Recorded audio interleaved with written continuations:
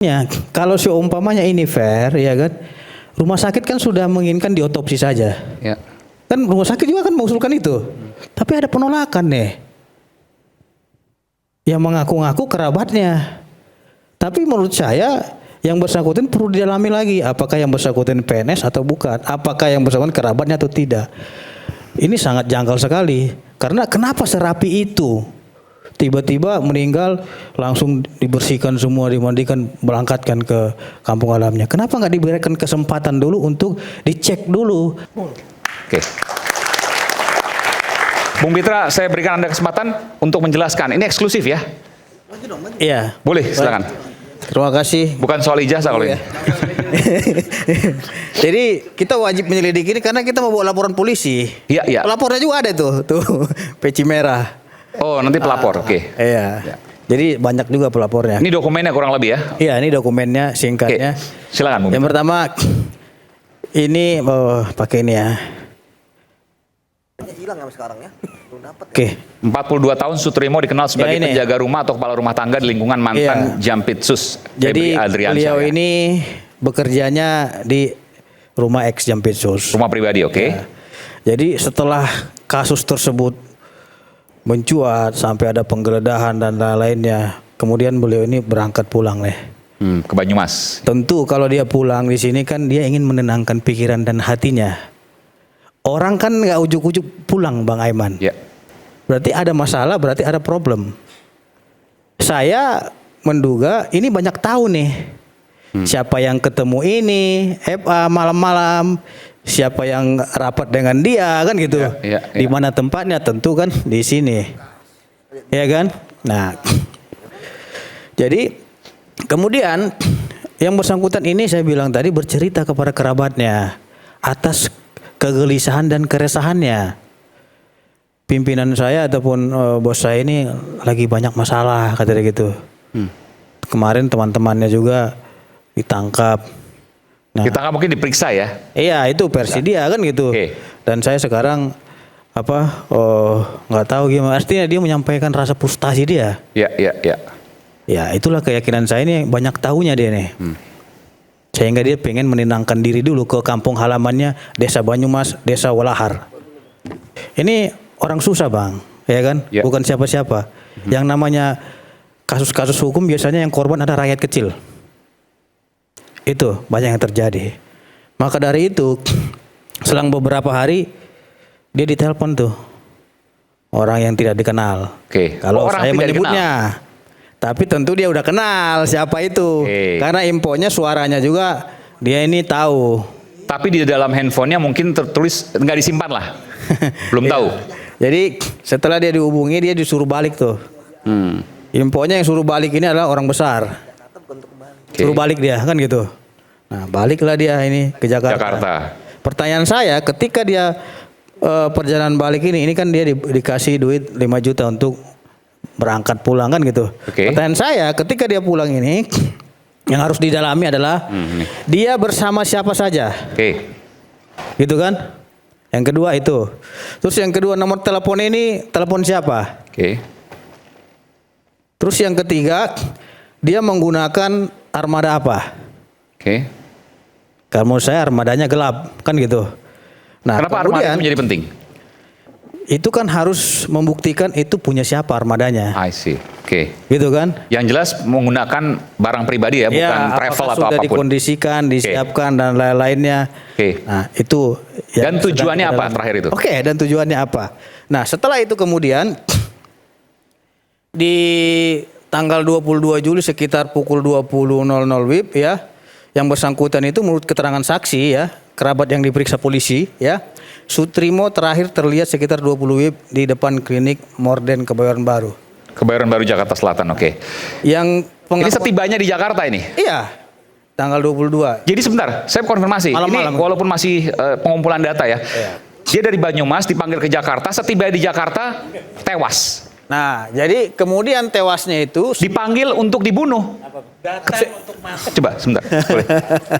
Datang Ke Jakarta untuk mati. ke Jakarta untuk mati. Iya. Pasti dia kan nggak tahu. Kalau tahu pasti dia kabur kan. Oh iyalah. Iya, Ya, Artinya dia memang dipanggil ke Jakarta untuk dibunuh. Dugaannya seperti dan itu. di tanggal 23 di pukul 8.00 dia sudah tergeletak dengan busa di mulutnya. Pertanyaannya yang bawa dia itu kemana kan gitu? Orang lain melihatnya dia tergeletak sendiri di situ. Yang bawa ke Rumah Sakit Muhammadiyah Taman Puring Jakarta yang Selatan. bawa habis itu kemudian dibawalah ke Rumah Sakit Taman Puring Muhammadiyah. Iya. Di situ dinyatakan telah meninggal dunia sebelum mereka melakukan tindakan. Oke. Yang jadi anehnya Bang, berdasarkan informasi intelijen ya, yang bersangkutan ini sudah dimandikan jenazahnya, dibersihkan. Sebelum Sehingga TKP tidak dapat tuh. Seharusnya kan air liur bisa dicek Iya, tuh. iya. Sebelum dibawa ke Rumah Sakit Muhammadiyah. Hah? Sebelum dibawa Rumah Sakit Muhammadiyah sudah dimandikan. Ini masih dalam pendalaman kita. Oke. Apakah sebelum atau di dalam rumah sakit dibersihkan semua busa-busanya dihilangkan. Oke. Udah bersih, dalam jenazah diantarlah ini untuk balik ke kampung halamannya. Kan gitu. Langsung dibubarkan. Dan tadi saya konfirmasi. Pada saat di Rumah Sakit Muhammadiyah Taman Puring Jakarta Selatan, pihak rumah sakit sudah memberikan peluang bahwa ini harus diotopsi. Iya. Tapi bahwa ada salah satu orang yang mengantarkan mengatakan bahwa saya kerabatnya dan saya itu. menolak untuk diotopsi. Inisial F tadi. Saya sebut Febrio dugaannya, betul? Saya. Dan dia adalah ajudan Saya Febri nggak mau nyebut Adriansyah. nama itu. Yang bersangkutan kita merasa aneh. Apakah beliau ini PNS atau tidak? Nah, ini tadi saya Terus satu konfirmasi ke Bung Firman. Yang kedua, apakah yang bersangkutan ini saudaranya atau tidak? Tapi penolakan itu bukan hanya ke rumah sakit, tapi saya yakin penolakan itu juga ke polisi. Oke, sebentar. Karena ini perlu konfirmasi, saya konfirmasi dulu ke Prof. Firman. Jadi betul, yang mengantar adalah ajudan ADC-nya Febri Adriansyah ke Rumah Sakit Muhammadiyah pada saat dia meninggal, Sutrimo meninggal. Ya, terima kasih Mas. Pertama, Assalamualaikum warahmatullahi wabarakatuh. Salam sejahtera buat kita semua. Tentu saya ini baru saja ditunjuk sebagai kuasa. Baru hari ini ya. Ya, dan kemudian kuasa itu memang tidak ada kaitan dengan persoalan yang lagi dibicarakan ini. Tapi apapun itu, sebagai penghormatan terhadap hak asasi manusia, siapapun dia, ya kita mengucapkan bela sungkawa. Itu yang pertama. Kemudian kalau soal kita berprasangka, Bukan bersangka, karena begini, Atau dokumennya praduga. beredar, Prof. Firman, dokumennya beredar. Wartawan juga mendapatkan ada surat di mana waktu Sutrimo diantarkan, Ya. itu tertulis atas nama Febrio. Saya ingin konfirmasi soal itu. Yang mengantarkan adalah Febrio. Ketika Febrio betul, surat itu betul, maka Febrio itu kita ketahui bahwa ia adalah ADC dari ex-Jampitsus Febri Adriansyah. ya, sebenarnya saya tidak termasuk atau belum. Dia jaksa termasuk juga membahas ini, Febrio. Ya, tetapi begini Mas, konteks secara rasional saja soal causing of death ada dua, ada causing of death, ada moment of death. Itu kan kita tidak tahu. Dan sampai hari ini, ya menurut saya soal peristiwa atau kasus ini ya masih dalam amatan teman-teman saja. Tetapi saya khususnya Berpekan-pekan, Prof. Berpekan-pekan ada kematian di tengah kasus besar dan sepi. ya saya tidak tahu kenapa kasus itu sepi karena tentunya sebagai penasihat hukum kita memang konsentrasi kepada status hukum dari Pak Febri Adriansyah. Memang kebetulan ada 3 F itu, Pak Febri Adriansyah sebagai ini dan Pak Ferdi Diansah dan Febri F yang Diansah, ketiga saya acara, sendiri ya. Firman Wijaya. Jadi kebetulan aja mungkin 3 F. Artinya begini Pak, kita memang sedang disibukkan atau kita konsentrasi pada apa yang tadi baru saya sampaikan pagi tadi. Pra-peradilan, nanti saya akan Ya, ke sana nanti. peradilan itu. Namun kalau soal kematian almarhum, kami belum pernah berkonsultasi atau berbicara soal itu dengan Ke Bung Febri Adriansyah ya. Karena kebetulan saya sendiri memang belum pernah bertemu secara fisik, hanya sempat komunikasi, tapi tidak ada pembicaraan soal itu. Dan beliau tetap konsentrasi aja kepada upaya-upaya hukum yang tadi saya sebutkan di dalam berbagai rilis. Intinya kita hanya konsentrasi sementara ini kepada permohonan pra peradilan. Yang menurut hemat kami ini juga persoalan ada proses dehumanisasi di dalam. Oke, 9 pelanggaran. Nanti kita bicara sana. Tapi saya izinkan saya kesini dulu karena ada 3 misteri, Iya. uang, emas, dan kematian. Ya. Dan 3 misteri itu berpekan-pekan sampai hari ini. Ya. Gelap. Dan anehnya Bang Aiman, TKP-nya itu dirusak. TKP dirusak di Morden itu, klinik Morden. Iya, itu sudah ada rilis daripada Polri. Mereka mengalami hambatan karena TKP-nya sudah rusak. Terus yang kedua, kalau itu pada waktu jenazah sudah almarhum sudah dibawa ke rumah sakit, harusnya jangan dibersihkan dulu semua.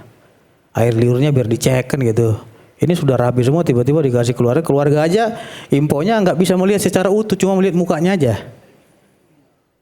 Sama seperti Brigadir Joshua sebenarnya, tapi waktu itu ramainya luar biasa. Makanya kalau seumpamanya ini fair, ya kan, rumah sakit kan sudah menginginkan diotopsi saja. Ya.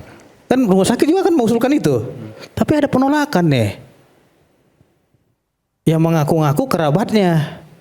Tapi menurut saya yang bersangkutan perlu didalami lagi, apakah yang bersangkutan PNS atau bukan, apakah yang bersangkutan kerabatnya atau tidak. Ini sangat janggal sekali, karena kenapa serapi itu tiba-tiba meninggal langsung dibersihkan semua, dimandikan, berangkatkan ke kampung halamannya. Kenapa nggak diberikan kesempatan dulu untuk dicek dulu apa penyebab air liurnya itu keluar, ya kan? Dan apa penyebab dia tiba-tiba jatuh di depan klinik Morden itu, dan kenapa pada waktu ia jatuh itu tidak ada orang di situ. Ini sangat janggal sekali Bang Eman. Terus satu lagi, ketika jatuh itu juga sudah nggak rapi, sudah ada yang rusak. Jatuhnya seperti apa sudah nggak beres lagi. Jadi mereka mau buat olah TKP juga susah. Itu hambatan yang dilakukan penyidik. Makanya saya kira ini sangat profesional sekali.